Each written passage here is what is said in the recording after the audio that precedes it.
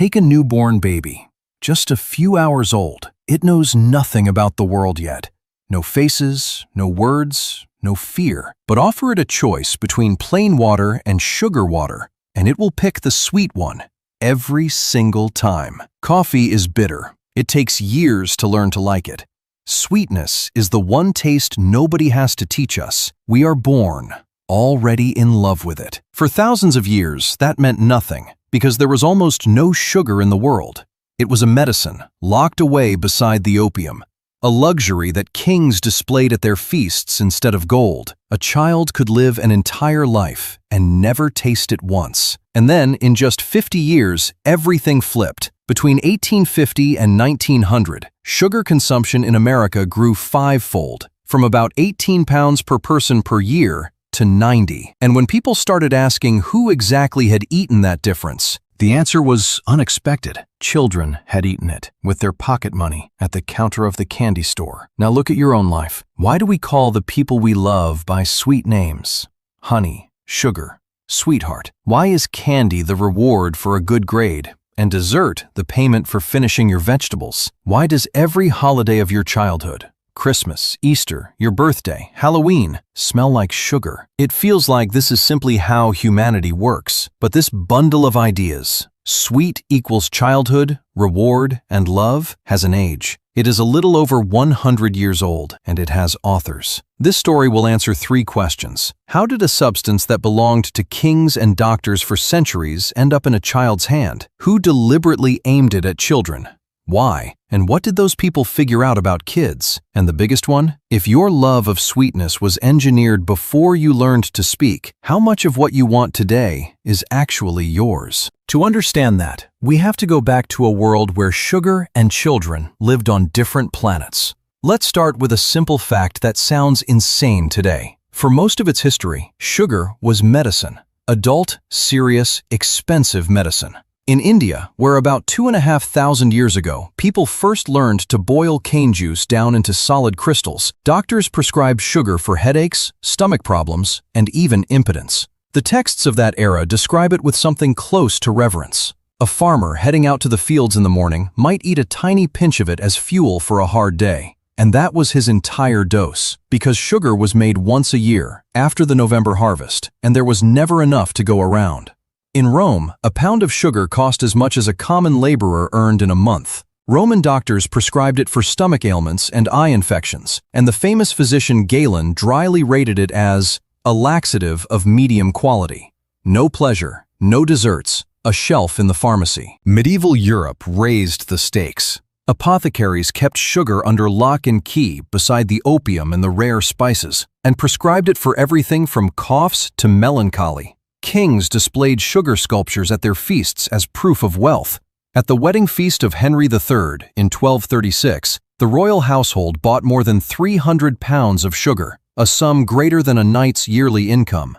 English monarchs kept inventories of sugar the way modern governments track their gold reserves. Now notice who is missing from this entire picture: children. Sugar belonged to doctors, kings, and merchants. A child in that world stood as far from sugar as a child today stands from a vault full of gold bars. And yet, the chronicles hold one small glimpse of the future. Medieval China. The port city of Quanzhou, the same city Marco Polo in 1292 called the Alexandria of the East. Along its docks, vendors melted sugar and shaped it into little figures, and they sold them to children. A tiny scene on the edge of an enormous adult market. The first sweets in history made specifically for a child. Just a souvenir. Just an amusement in a rich port. But hidden inside that little scene is everything that would happen 600 years later. Because between that Chinese boy with his sugar figurine and the child at the counter of an American candy store stood one obstacle: price. For sugar to reach the children of the world, it had to become cheap. And the way it became cheap is the most terrible part of this story. Sugarcane grows only in the tropics, and Europe, which had fallen in love with sugar, lies far to the north. So when Europeans decided to produce it themselves, they had to build plantations across the ocean, and they needed hands. Over the years of the transatlantic slave trade, 12.5 million people were forced across the ocean, and roughly 7 out of every 10 ended up in sugar. The labor was so brutal that the average life expectancy on a Caribbean plantation was about 8 years after arrival. The owners did the math. It was cheaper to work a person to death and buy a new one than to let them survive. We are not going to unfold this chapter in full here. It deserves a film of its own. For our story, one thing matters. This conveyor belt of human lives made sugar a mass product for the first time in history. By the early 1700s, the price was falling, and sweetness began to seep out of the palaces and into ordinary homes. The second blow to the price came, strangely enough, from Napoleon. At war with England, he found himself cut off from Caribbean sugar by the British blockade, and he bet everything on the beet. By then, German chemists had spent decades quietly raising the sugar content of the ordinary beet, from 1% to 20%, on par with cane. Napoleon ordered tens of thousands of acres planted with it, and the world got a second source of sugar, one that grew in cold climates. Cane against beet, colonies against European farms. The competition drove prices down even faster. By the middle of the 1800s, sugar was cheaper than it had ever been in human history. And this is where sugar first entered the lives of ordinary people. But pay attention to how it entered. It came in as fuel for adults. Britain was already importing mountains of tea from China, and tea on its own is bitter. A spoonful of sugar made it drinkable for a working man.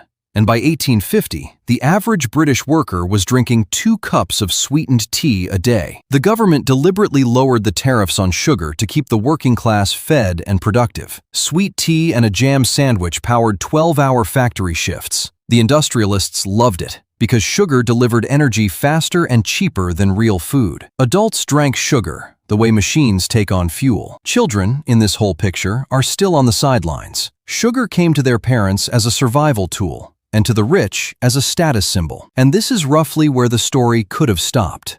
A cheap adult calorie, the fuel of the industrial age. Every decade, there was more sugar. Cane and beet were racing each other to push prices down, while the adult market had a ceiling. An adult drinks his 2 cups of tea and stops. The sellers of sweetness needed a consumer with no ceiling. A consumer who wants sugar always, asks for it himself, and carries the habit through his entire life.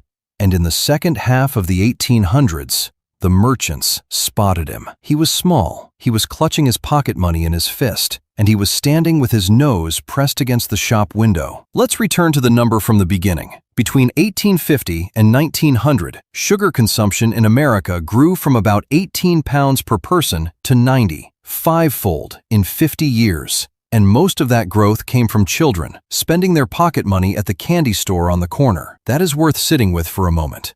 The candy store of the late 1800s was the first place in history where a child had money of his own and a product of his own. No market had ever belonged to children before. Mother bought the bread, father bought the tools. But the penny for candy the child carried to the store himself, chose himself, and ate himself. For the first time, an industry had a customer it could speak to directly, going around the parents. And it spoke. When advertising agencies began seriously shaping consumer tastes, sugar gave them their first training ground. Brands like Tootsie Rolls became the first products in history marketed directly to children. Not buy this for your kid, ask your mom. Meanwhile, the adult world of sweetness was exploding too. Coca-Cola was founded in 1886, and by the turn of the century, it was selling millions of bottles a year. Candy bars hit the market. Breakfast cereal was transforming from plain oats into constructions of sugar. Why did children become the target? Remember the newborn from the beginning. The love of sweetness is the only taste built into us from birth. Selling sweets to a child means selling a product for which nature has already created the customer. But the children's market had a second property, far more valuable to the industry. A taste locked in during childhood almost never fades. An adult has to be persuaded. A child only has to be trained, and he will remain a customer for decades to come. And then he will train his own children. That was the beginning of a quiet rebuilding of childhood itself. Sugar became the reward. For a good grade, for behaving, for finishing your vegetables. It became the comfort when it hurt, when you were sad. It became the holiday. Christmas cookies, Easter chocolate, the birthday cake, and later Halloween. which one of our sources aptly called a festival of diabetes. Sweetness wove itself into the very language of love. We still call the people we cherish honey and sugar, and just turn on the radio. Songs about sweet things pour out in an endless stream in every language on earth. As one of our sources puts it, we are Pavlov's dog, and sweets are our reward for practically everything. It is important to see this honestly. The industry received children's love of sweetness from nature, ready-made, and poured all of its ingenuity into building a system of conditioned reflexes around that inborn craving. Sweet equals love. Sweet equals celebration. Sweet equals well done. By the start of the 20th century, that system was already running in every American family. One frontier remained. The habit lived in candy stores and holidays, but it was not yet the norm of every day and every table. For sugar to enter the breakfast, lunch, and dinner of entire nations, it would take an event that pushed tens of millions of people through a sugar ration all at once. It took 2 world wars. When the First World War began, the European sugar producers, by then sitting on subsidies and on a growing mountain of product, got an opportunity advertisers could only dream of. The producers made sure that millions of soldiers received sugar as part of their rations. In the Second World War, they did it again. Think about what that means in practice. 2 generations of young men, entire nations of fighting age, receiving sweetness from the hands of the state, every day for years, as the norm, as their due, as part of survival. The boys who grew up at the candy store became soldiers with sugar in their rations, and when they came home, they brought the habit with them, now as fathers. And this is where the industry closed the circle around the family. Post-war America sold convenience. No time to make breakfast. Here is instant orange drink made from synthetic powders. No time to cook oatmeal. Here are the cereals. And what cereals? One brand honestly advertised its cereal as candy. It was 70% sugar. 70. A child's breakfast became dessert in a different box.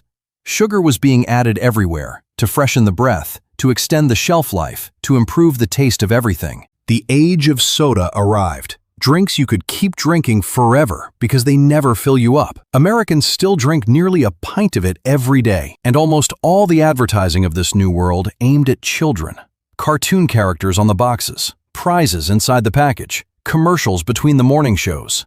An adult still had to be convinced of something. A child asked on his own, and a parent, exhausted after a shift, found it easier to say yes, especially since that parent had grown up on the candy reward himself. By the middle of the 20th century, the circle was fully closed.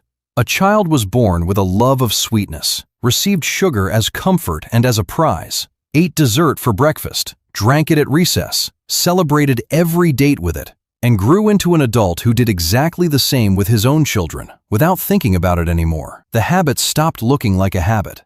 It started looking like the very nature of childhood. The numbers grew to match. By 1970, the average American was eating more than 100 pounds of sugar a year. One of our sources suggests picturing it as the weight of a large dog, consumed in sugar, by every man, woman, and child annually. And here the story takes its darkest turn, because the children raised on this system began to get sick. Hearts, blood vessels, weight.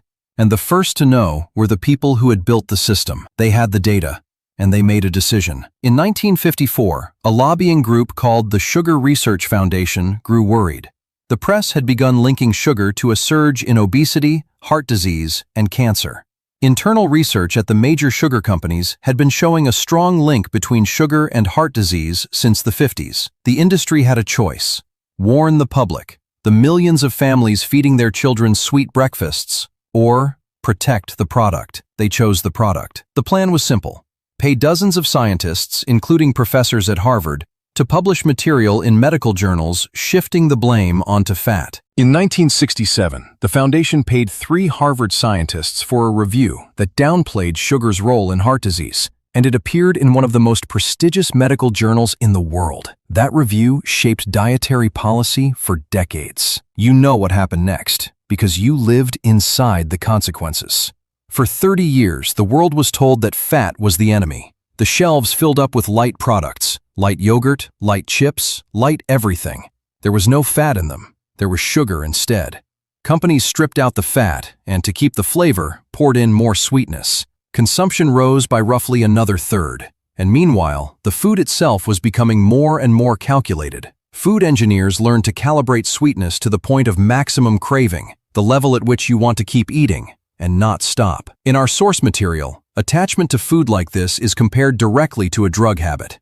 And the main calibration target was still children. Because the rule from earlier in this story never went away. A taste installed in childhood works for a lifetime. The result is all around you. Today, the average American consumes about 17 teaspoons of added sugar a day, against a recommended 6 for women and 9 for men. 2 to 3 times the limit. Sugar hides where nobody thinks to look. In bread, in pasta sauce, in salad dressing. The average fruit yogurt, the food parents give their children as the healthy choice, contains more sugar, gram for gram, than a candy bar. More than 40% of American adults are obese, and tens of millions live with diabetes. Some countries have started pushing back. Mexico introduced a soda tax, and consumption dropped by 12% in the first year. Britain brought in a sugar levy of its own. But the industry spends millions lobbying against measures like these.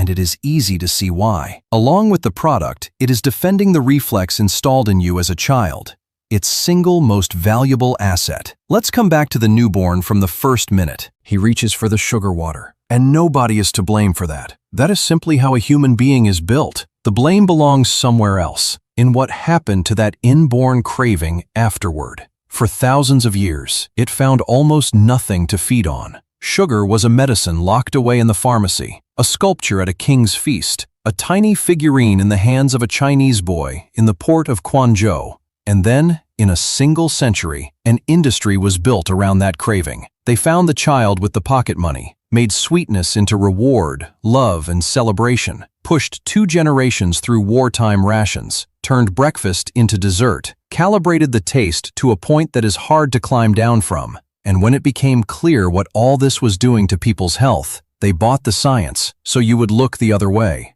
That is why a good grade earns a candy. That is why we call the people we love sweet. That is why a celebration without cake feels incomplete to you. Those feelings are real, but the paths they run on were not laid by you. Sugar began its journey as a medicine only kings could afford.